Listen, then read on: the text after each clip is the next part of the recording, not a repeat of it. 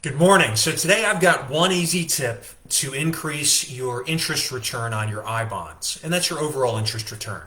And that is to purchase or invest in your I bonds towards the end of the month. If you can time it so that it's the last day of the month, that's ideal. But let me explain in a little more detail. I bonds are purchased from the U.S. Treasury through a Treasury Direct account. So if you don't already have one, it takes about 15 to 20 minutes to set one up. But when you purchase an I bond, these are not tradable securities, meaning I can't go and sell it. I have to hold it and the interest accrues over time. If I purchase an I bond at the beginning of a month, say the 1st of October, that I bond will be locked up. The money will be locked up for a year. So I won't be able to get access to it until the following October.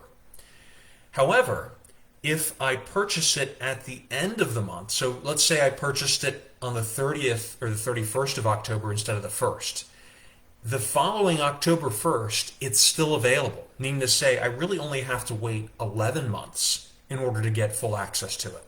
And remember, after that 1 year, if you redeem it within 5 years, you pay a penalty. Outside 5 years, there's no penalty. But if you redeem it just outside a year, you will have to pay a penalty of the previous 3 months of interest.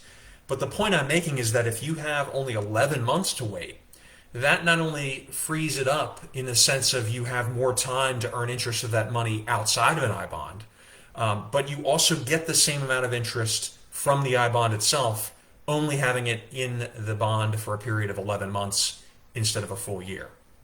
So again, the example is instead of putting your money in at the beginning of the month, put it in at the end of the month, but make sure that you're doing it before the next month begins, because then it won't give you credit for that month. So you put it in late in the month, and then you'll get access to it early in the month the following year. So it's only 11 months that you'll have it locked up. You'll get the same amount of interest, and you have time freed up, so it can, over the course of a month, accrue additional interest in your high yield savings account or wherever else you have it. So it's a little bit of a complicated topic. It is an easy tip if you understand it, but please post a question or comment if you have one. Send me a private message if you want to talk about it privately. I always enjoy reading your comments. And until next time, I wish you unlimited success.